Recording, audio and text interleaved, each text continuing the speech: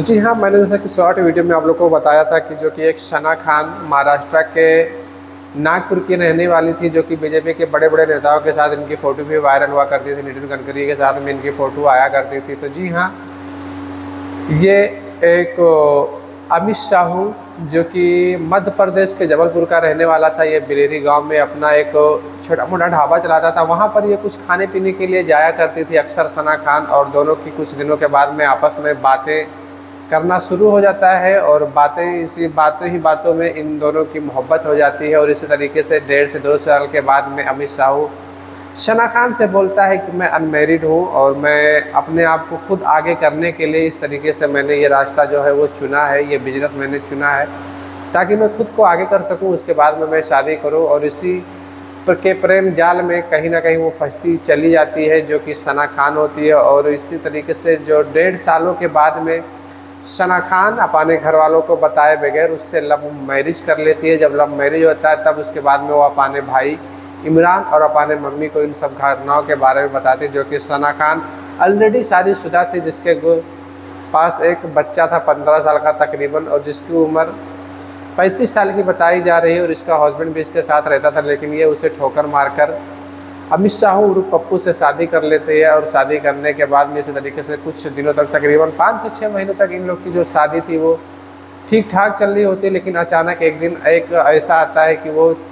1 अगस्त को अपने अम्मी के घर से अमित शाहू के घर पे आती है, जहाँ पर अमित शाहू उससे मारपीट करता है और उसे अपने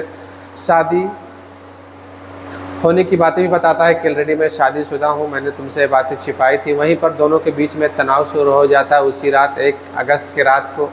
अमित शाहू उसे बहुत ज़्यादा टॉर्चर करता है, और फिर इसी टॉर्चर होने के दौरान वो अपने भाई यानी जो इमरान था उसके अम्मी के घर रहता था, उससे वो बताती है कि मेरे साथ अमित शाहू ठीक से व्यवहार नहीं कर रहा, मुझे परेशान कर रहा है एक औरत होने के नाते। और एक उसी के दूसरे दिन यानी कि 2 अगस्त को उसकी हत्या करके उसके बॉडी को अमित शाहू अपने कार के अंदर लेता है, और लेने के बाद में उस बॉडी को ले जाकर एक हिरन नदी के अंदर फेंक देता है, जहां पर वो फेंक कर अपने फिर उसी ढाबे पर आ जाता है, अपना ढाबा चलाने लगता है। इसी तरीके से 2 से 3 दिन तक जो सना खान होती है उसकी फैमिली उनके पास कॉल करती है, यही नहीं जिससे उसने बताया था कि जो हमारे साथ अमित शाहू उर्फ पप्पू है दुर्व्यवहार कर रहा है, ठीक ठाक बात नहीं करना है, एक औरत होने के नाते मुझसे गलत बातें कर रहा है। तो जी हाँ, फिर वो इमरान जो होता है वो महाराष्ट्र के यानी कि नागपुर के एक पास ही पुलिस स्टेशन पर जाकर इन सारी घटनाओं के बारे में बताता है और मिसिंग केस लिखाता है। उसके बाद में पुलिस जो है वो अमित शाहू को ढूंढती है, अमित शाहू के ढाबे पे पाती है, और उसे पाने के बाद में ले जाती है पुलिस थाने में ले जाकर उससे पूछताछ करती है। लेकिन उन सब सारी घटनाओं को बताने में असमर्थ होता है, वो इनकार कर देता है। लेकिन जब पुलिस अपने रवैये से पेश आने लगती है तब अमित शाहू इन सारी चीज़ों के बारे में बताता है, और पूरी घटना को सुनने के बाद में इमरान के पैरों की तलू से ज़मीन खिसक जाती है, वो वहीं रोने गिड़गिड़ाने लगता है। तब तक वहाँ के जो एसपी साहब होते हैं वो उसे ऑर्डर दे देते हैं कि इसको जेल में डाला जाए और इसके ऊपर कार्रवाई की जाए। फिर वहाँ से पुलिस की टीम जो है वो हिरन नदी के पास जाती है, गोताखोरों को भेजती है। गोताखोरों को भेजने के बाद में उस गोताखोर उस सना खान के बॉडी को तलाशते हैं, लेकिन उनके बॉडी का आता पता कुछ भी नहीं चलता। तो जी हाँ, मुझे आप लोगों से मेरा यही एक रिक्वेस्ट है कि जो आज के इस दौर में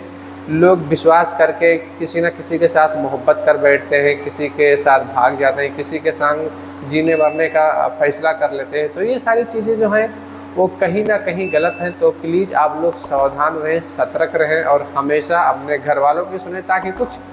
फ्यूचर में हो तो वो आपके साथ